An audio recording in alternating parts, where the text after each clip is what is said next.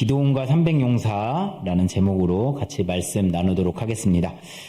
사사기의 전형적인 패턴, 죄, 그 다음에 고통을 받고 하나님께 간구하면 하나님이 이제 구원해 주시는 이 패턴으로 계속 이어지고 있고, 그리고 온니엘, 에훗, 그리고 삼갈, 드보라, 이 사사들을 보고, 그 다음 오늘은 기도원에 대해서 이제 5번째 사사입니다. 살펴보고 있습니다.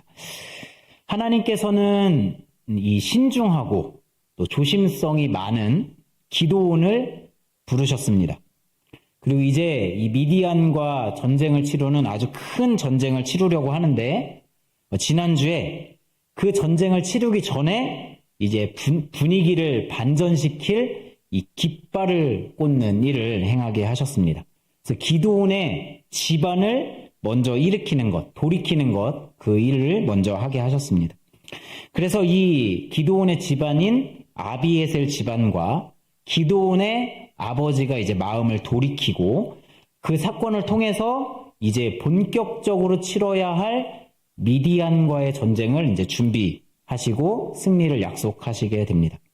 그래서 우리의 삶에서도 이 승리의 깃발을 하나씩 꽂으며 여룻발의 정체성을 가지고 이렇게 살아가자고 그렇게 말씀을 전했습니다. 오늘은 이제 본격적인 본 싸움인 미디안과의 전쟁이 이제 시작이 됩니다. 그래서 오늘 이야기는 사실 아주 유명합니다. 기도원과 삼백용사. 모르시는 분 있으신가요? 너무 유명한데 유명한 말씀은 더 전하기가 어렵습니다. 다 아는 말인데 뭐 이렇게 그럴 수 있습니다. 하지만 오늘 말씀을 같이 나눠보도록 하겠습니다. 네, 기도원과 삼백용사는 이 미디안과 이제 전쟁을 하게 되는데, 사실 우리의 삶도 전쟁과 같습니다. 저희 아내와 이제 가끔 그런 얘기를 하는데, 이제 우리는 동지다. 전쟁 동지. 약간 이제 육아하고 막 이제 바쁜 일을 다 끝내고 딱 자리에 이제 한 10시쯤 딱 이렇게 털썩 앉으면 한 건 했네. 이렇게 하루 전쟁 같은 삶이 이제 지속되는 걸 볼 수가 있습니다. 우리의 삶은 이것뿐만이 아니라 영적 전쟁 속에 항상 놓여져 있습니다. 사탄의 세력과 싸워야 하고, 우리 마음에 있는 죄, 그 다음에 세상에 있는 죄와도 싸워야 합니다. 그리고 우리는 힘있게 하나님의 나라도 확장시켜 가야 하고, 영혼 구원하여 제자도 삼아야 하고, 목장도 해야 되고, 가정에서 우리들의 자녀도 하나님의 제자로, 예수님의 제자로 키워내야 됩니다. 그리고 직장에서도 또 학교에서도 거룩을 지켜내면서 사랑과 선행을 실천하면서 복음을 전하는 이런 사명을 이루어가는 삶을 살아야 되는데, 이 삶은 살아가면 살아갈수록 피곤합니다. 안 살아보시면 모릅니다. 살아가면 살아갈수록 더 피곤함을 느끼게 됩니다. 그냥 이런 거 없이 직장생활하고 가정생활하는 것도 피곤한데, 우리는 한 걸음 더 나아가서 실천을 해야 되고 사랑도 해야 되고 섬겨야 되고 막 굳은 일 내가 더 해야 되고 이렇게 살아가는 거, 이게 그리스도인의 삶이고, 그렇게 살려고 하자면 굉장히 피곤한 삶, 영적 전쟁과 같은 삶을 살아가게 됩니다. 잘해보려고 애쓰면 애쓸수록 더 힘들어지는 것을 이제 알 수가 있죠. 이런 전쟁과 같은 상황에서 우리가 취해야 할 행동, 또 마음의 태도, 그 마음의 자세들을 오늘 본문을 통해서 한번 살펴보기를 소망합니다. 먼저 첫 번째입니다. 우리에게 맡겨진 이 싸움은 불가능한 싸움이라는 것을 인식할 필요가 있습니다. 그러니까 내가 하나님의 나라를 세우고 복음을 전하고 하나님의 대위임령, 영혼 구원하여 제자 삼는 이 삶을 살아가는 것은 가능한 삶이라고요? 불가능한 삶입니다. 못합니다. 그거를 인식할 필요가 있습니다. 이거는 진짜 불가능해. 이거를 알 필요가 있습니다. 일단 기도원도 저희와 같이 불가능한 싸움에 놓여 있다는 것을 알 수가 있습니다. 싸움에서 제일 중요한 포인트가 하나 있습니다. 뭐가 있어야지 싸움을 잘 할 수 있을까요? 네? 군사. 군사도 맞습니다. 또 뭐가 있어야 될까요? 병력, 군사, 또 힘? 네? 사기. 맞습니다. 사기. 기세. 이게 진짜 중요합니다.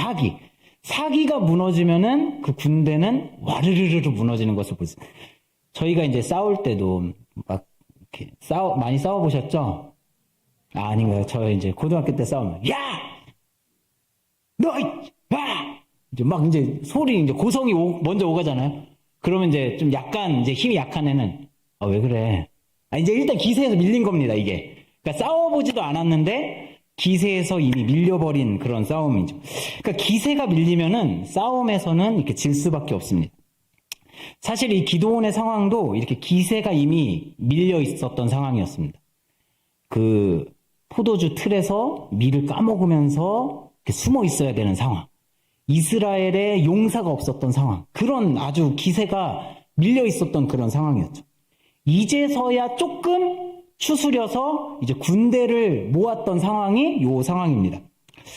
그래서 6장 34절에 가보면은 이제 기드온이 그 아버지의 우상을 부수고 거기에 하나님의 제단을 쌓으면서 이제 깃발을 꽂았잖아요. 그걸 보고 나서 자기의 종족 사람들이 먼저 모입니다. 이제 기드온이 나팔을 부른다. 나팔을 불어서 이제 사람들을 모아요. 근데 아비에셀 종족들이 먼저 이제 34절에 보면 이렇게 모여집니다. 그리고 35절에 보면은 그 뒤를 이어서 므낫세 지파, 아셀, 스불론, 납달리 지파들도 이제 조금씩 이제 모여든 거예요. 이제 기세가 조금 살아난 그런 상황이었습니다. 그리고 이렇게 모였는데 몇 명이나 모였죠? 총 모인 숫자가 32,000명이 모였습니다. 32,000명이 모였어요. 자, 많이 모였죠? 그럼 적군의 숫자는 몇 명이었을까요? 적군의 숫자는 8장 10절에 보면은 13만 5천 명 정도 되었습니다. 그러니까 지금 32,000명이라는 숫자가 많이 모였어도 지금 4대1로 이제 싸워야 되는 그런 상황이었던 겁니다. 그것도 이제 기드온은 다행이라고 이제 생각했을지 모르지만 일단 얘네들의 기세가 좀 약했습니다. 거기다가 하나님의 명령이 아주 기가 막힙니다. 하나님이 이렇게 말씀하십니다. 두려운 사람은 돌아가라. 이렇게 말씀을 하십니다. 이 신명기 20장 8절에 보면은 이렇게 기록되어져 있습니다. 장교들은 군인들에게 또 이렇게 지시하십시오. 전쟁이 두려워서 겁이 나면 누구든지 집으로 돌아가거라. 그런 사람이 있으면 다른 형제의 사기만 떨어진다. 그러니까 하나님의 말씀에 순종해서 그렇게 딱 한 것입니다.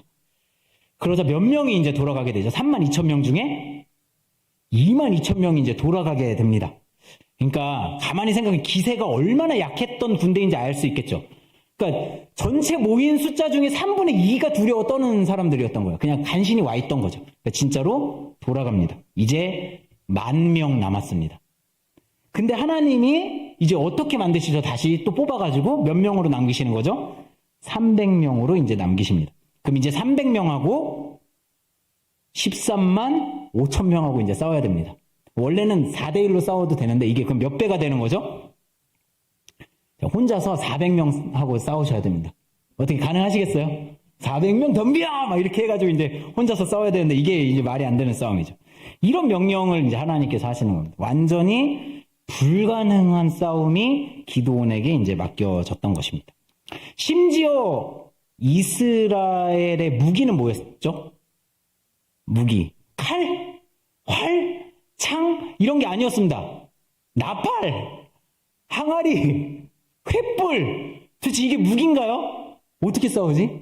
그 항아리로 머리 때려가지고 싸우는, 불로 이렇게 막 싸우는. 이거 말도 안 되는 이제 이런 무기로 싸워야 되는 겁니다. 그러니까 성경에는 이런 기가 막힌 전투가 많이 나오는데 삼손이 당나귀 턱뼈로 싸우는 사건, 다윗이 거대한 골리앗과 물맷돌로 싸우는 거, 이런 불가능해 보이는 싸움들이 많습니다. 그 중에서도 이 기드온의 싸움은 진짜 불가능의 극치처럼 이제 보이는 것이죠. 이렇게 기드온의 싸움만큼이나 불가능한 싸움이 우리들의 싸움입니다. 이 땅에 하나님의 나라를 세운다. 우리가 자주 표현해서 그렇지만 이건 진짜 불가능합니다. 전도를 해보시면 아시겠죠? 전도 해보고 계시죠? 전도를 해보면 그 사람이 당장 예수님을 받아들이고 막 이렇게 우리 뜻대로 되나요? 안 됩니다. 목장을 해보시면 알겠지만 내 맘대로 되던가요? 안 되죠. 영혼이 자라나고 성장하는 거 제 맘대로 되나요? 잘 안 됩니다. 심지어 우리 마음조차도 내 맘대로 잘 안 되는 게 우리입니다. 그런데 위대한 하나님의 나라를 세우는 일이라고요? 이거는 진짜 불가능한 일이라는 거죠. 하나님은 우리들에게 불가능한 일을 시키신 겁니다. 너무하지 않으신가요? 그렇게 하신 의도가 오늘 성경 본문에 나오고 있습니다. 7장 2절입니다. 같이 한번 읽어보실까요? 7장 2절 시작. 주님께서 기드온에게 말씀하셨다. 내가 거느린 군대의 수가 너무 많다. 이대로는 내가 미디안 사람들을 네가 거느린 군대의 손에 넘겨주지 않겠다. 이스라엘 백성이 나를 제쳐놓고 제가 힘이 세어서 이긴 줄을 알고 스스로 자랑할까 염려된다. 이렇게 말씀하시는 겁니다. 다 이겼어도 스스로 너네들의 의의가 드러날까봐 가장 약하게, 가장 불가능하게 그렇게 만들어 놓고 싸우시겠다고 그렇게 말씀을 하시는 겁니다. 그러니까 아예 생각조차도 이건 불가능해. 이렇게 만들어 놓고 하나님이 시작하신다라는 것이죠. 그리고 하나님께서 직접 해내십니다. 그래서 우리들에게 무슨 고백을 받고 싶으시냐면, 이건 진짜 하나님이 하셨어. 이건 진짜 하나님 아니고서는 못해. 라는 고백을 받아내고자 하신다는 겁니다. 우리가 영혼을 섬기는 거, 열심히 섬기지만 하나님의 때에 하나님이 하시는 것을 경험합니다. 우리가 뭔가를 열심히 하지만 하나님이 하신다라는 것을 경험하는 거죠. 그래서 우리가 가장 약할 때, 가장 밑바닥에 있다고 생각될 때, 가장 불안정할 때, 그때 하나님이 일하심을 믿습니다. 우리가 만약에 그런 상태에 있다면 바로 지금이 하나님이 일하실 때인 줄로 믿습니다. 그래서 우리의 고백 안에 진짜 하나님이 하셨다. 이런 고백이 넘쳐나기를 소망합니다. 두 번째입니다. 그래서 하나님께서 이런 불가능한 일, 그러니까 하나님의 나라를 세우는 일, 또 기드온과 같은 전투의 일을 맡기셨는데 이 불가능한 일을 누구에게 맡기시느냐? 어떤 사람에게 맡기시느냐? 그것은 두려움이 없는 사람에게 맡기십니다. 어떤 사람에게요? 두려움이 없는 사람에게 맡기십니다. 기드온은 두려워하는 사람은 이제 돌아가라고 이제 명령을 합니다. 그래서 22,000명, 3분의 2가 이제 돌아가게 됩니다. 하나님은 두려움이 없는 사람을 사용하시겠다라는 의도를 이제 보여주시는 것이죠. 두려움이 있으면 왜 안 될까요? 두려움이 있으면 전진하지 못합니다. 도전하지 못합니다. 멈춰버리게 됩니다. 심지어는 되돌아가게 됩니다. 제가 서두에 싸움은 기세라고 했는데 일단 두려운 마음이 있으면 기세에 이미 밀리게 된 거죠. 거기다가 이 두려움은 신비한 힘이 있는데 전염성을 가지고 있습니다. 두려움은 막 전염됩니다. 신명기 20장 8절에 이렇게 기록되어져 있습니다. 이 두려운 사람을 돌아가게 하는 이유가 기록되어져 있는데요. 돌아가라. 그러면 어떻게 된다고?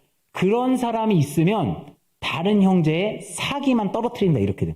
그러니까 두려움이 전염시켜서 사기 전체를 떨어뜨린다고 이제 말하는 거죠. 아주 좋은 예가 민수기 13장에 나옵니다. 어떤 이야기죠? 맞습니다. 12정탐꾼 이야기. 그래서 가나안 땅을 이제 정복하러 전쟁을 하러 들어가기 전에 12정탐꾼을 먼저 보냅니다. 그래서 12정탐꾼들이 쭉 돌아보고 이 땅이 너무 좋다고 와가지고 막 보고를 하는 거예요. 막 너무 좋고 포도가 막 너무 열리고 막 너무 좋다. 그런데 갑자기 한 사람 두 사람 근데 거기 거인족이 살아. 걔네들하고 싸우면 우리 메뚜기 같아. 안 돼. 막 이런 말이 한두 사람씩 퍼져나가는 거예요. 그러니까 정탐꾼 10명이 전염되기 시작합니다. 그러더니 어디까지 전염이 되죠? 백성 전체로 전염이 되더니 이제 심지어는 모세, 여호수아, 갈렙을 돌로 쳐서 죽이려고까지 합니다. 전염성이 너무 무섭습니다. 코로나보다 무서운 것 같습니다. 이렇게 두려움이 전염이 돼서 이스라엘 백성들이 몇 년을 후퇴하게 되는 거죠? 40년을 후퇴하게 되는 거예요. 두려움은 전염시키고 파괴하고 후퇴시키기까지 합니다. 그럼 두려움은 왜 이렇게 쉽게 전염이 될까요? 이거 생각해 보신 적 있나요? 왜 이렇게 전염이 될까요? 부정적인 생각은 왜 이렇게 쉽게 전염이 될까요? 제가 생각할 때는 부정적인 생각이나 두려운 마음은 크기 정도에는 차이가 있을 수 있지만 누구나 가지고 있다라는 생각이 들었습니다. 그러니까 두려움이 없는 사람은 없는 거예요.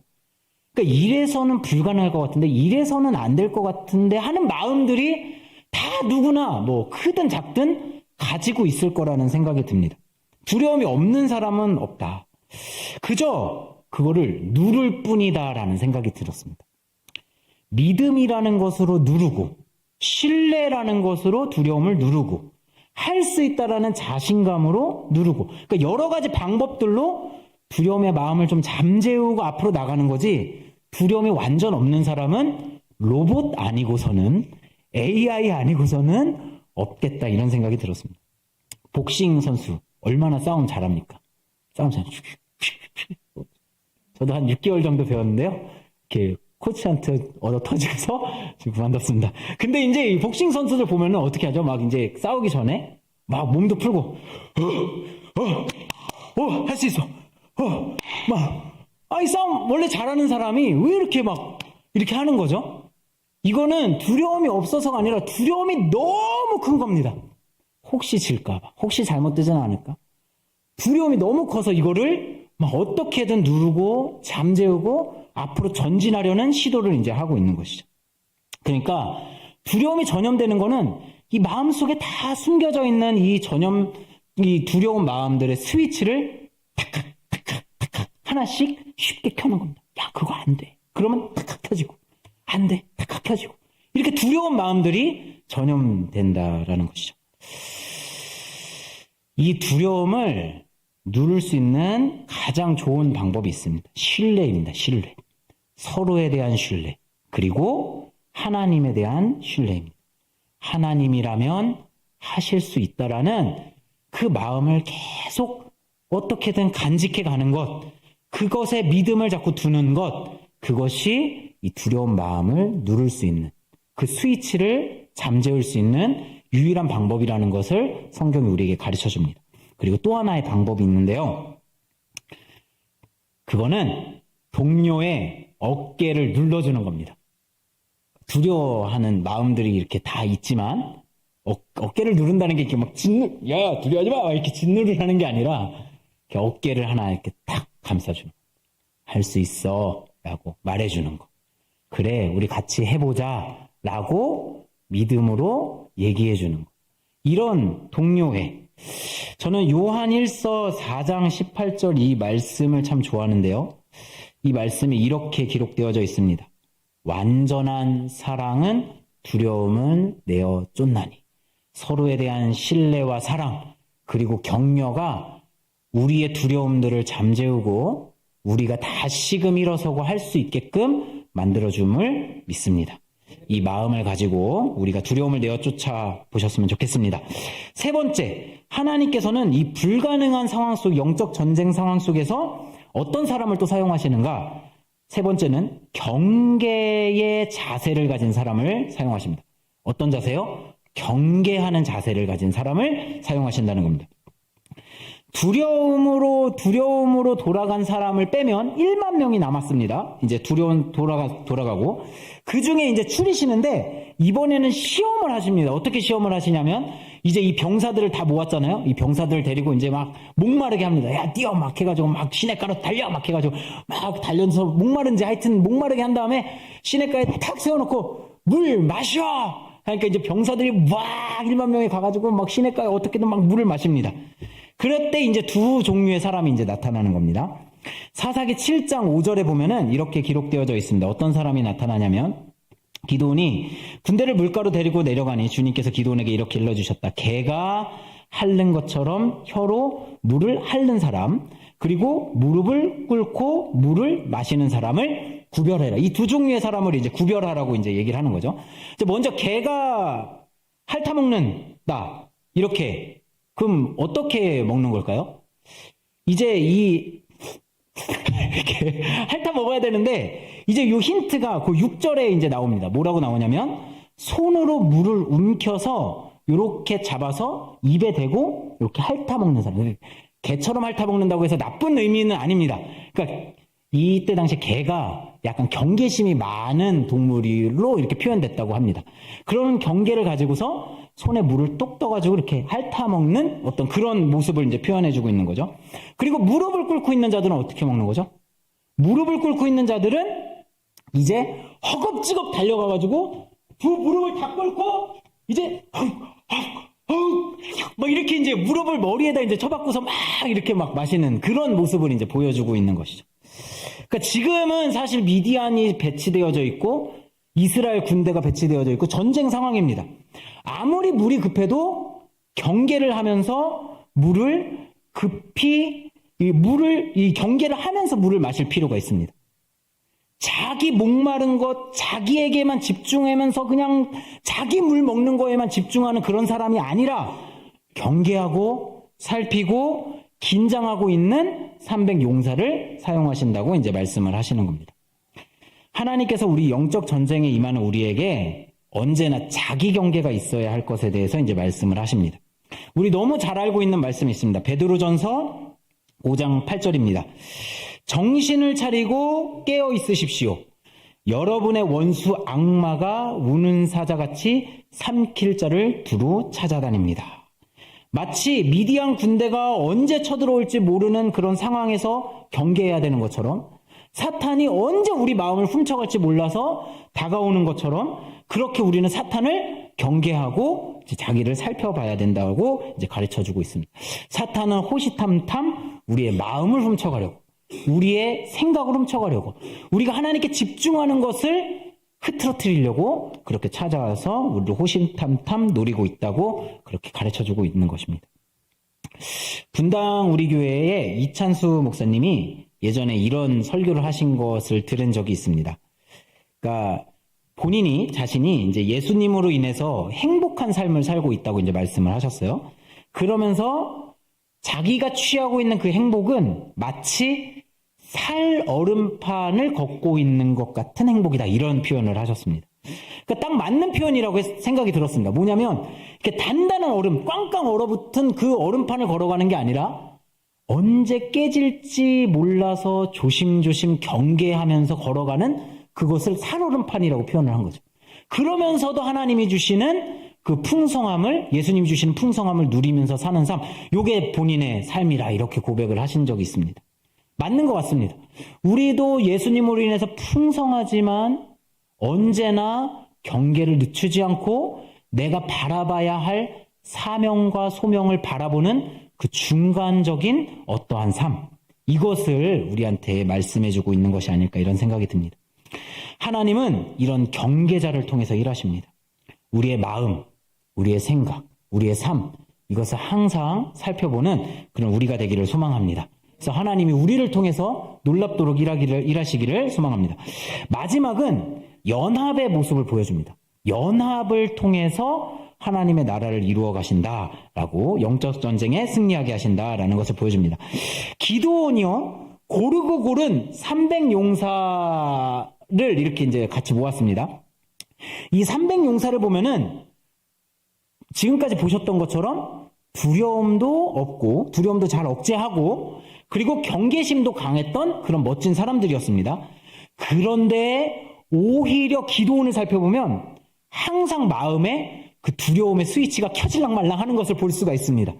뭐냐면 이제 7장 9절에 살펴보면 이렇게 기록되어져 있습니다. 그날 밤 이제 싸우기 직전이에요. 주님께서 기드온에게 말씀하셨다. 너는 일어나서 적진으로 쳐내려가라. 내가 그들을 너의 손에 넘겨주겠다.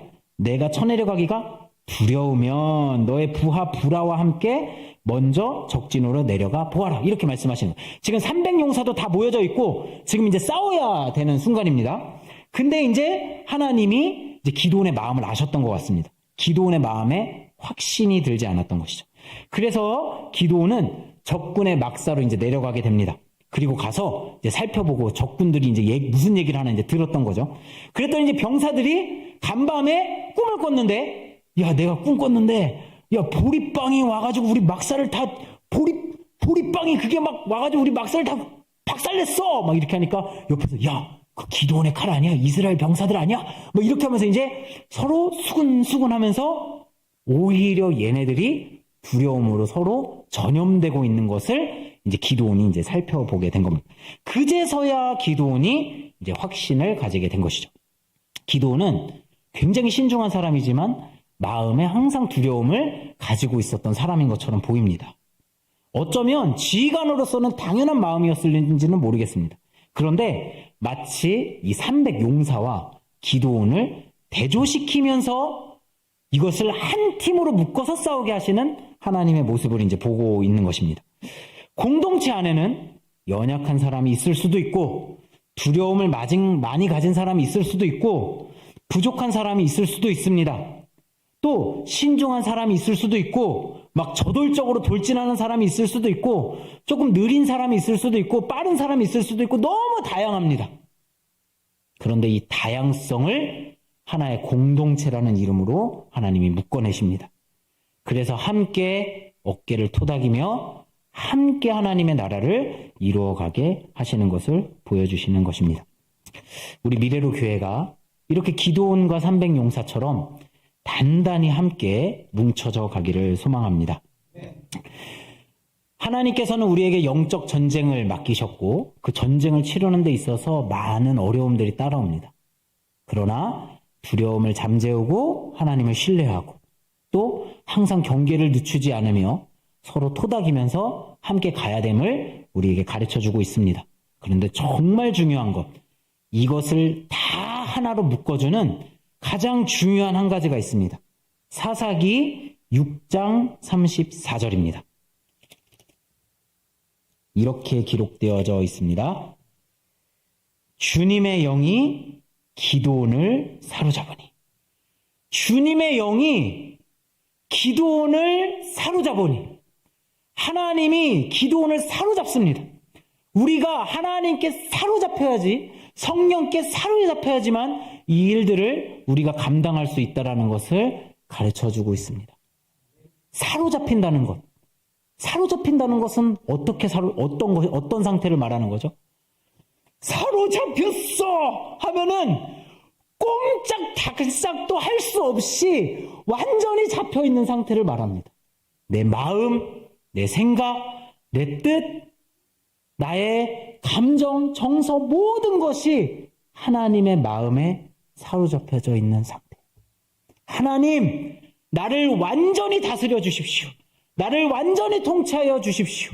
내 마음에 있는 모든 죄악의 찌꺼기 같은 것들이 사라지고 온전히 순전히 하나님에게만 사로잡혀서 하나님의 사랑으로, 하나님의 마음으로 살아갈 수 있도록 도와주십시오. 라는 이 사로잡힘의 상태가 우리의 영적인 싸움을 온전히 이겨갈 수 있도록 도와주시리라 믿습니다. 오늘 이 성령에 우리가 사로잡히는 마음으로 이 불가능한 싸움을 같이 헤쳐나가기를 소망합니다. 우리 같이 찬양했으면 좋겠는데요. 전능하신 나의 주 하나님은 이 찬양 같이 하도록 하겠습니다.